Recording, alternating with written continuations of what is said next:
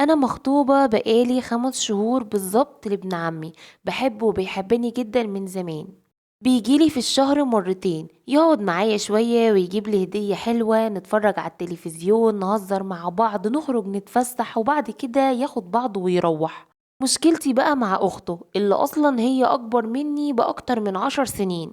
بس حطاني في دماغها كل لما نيجي نخرج تفضل تقول وفروا فلوسكم، وتفضل تقول له قدامي ربنا يكون في عونك يا حبيبي، ده انت خطيبتك متدلعة قوي. اخر مرة كان عندي يوم الجمعة اللي فاتت، طبعا هي جت معاه معرفش ليه.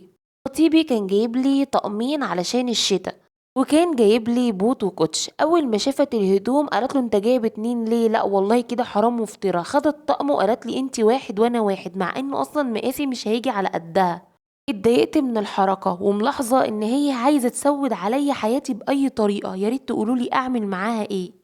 انا حامل للمرة التانية وعلى وش ولادة. من كام يوم كلمت جوزي وقلت له بقولك ايه، انا لما اولد مش عايزة مامتك تيجي عندنا. قال لي ليه كده؟ قلت له انت عارف ان انا لما هولد هروح اقعد عند مامتي، ومامتك لما جات لي المرة الاولى ما جابتليش اي حاجة معاها.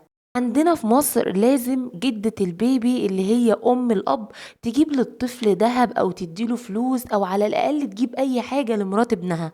بس حماتي ما عملتش كده، بالعكس ده جت وفضلت تتكلم وتطلب من مامتي حاجات كتير جدا، واحرجتني جدا قدام اخواتي واهلي. وعلى فكرة هي مش طيبة ولا غلبانة او بتتكلم بصفونية، دي بجحة.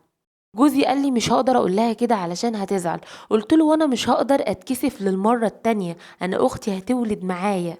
وانا بصراحة هتكسف لان اي واحدة في العيلة بتولد والله العظيم حماتها بتيجي وتجيب لها الحلو كله. اما انا حماتي بتفضل تقطمني علشان بولد في مستشفى خاصة.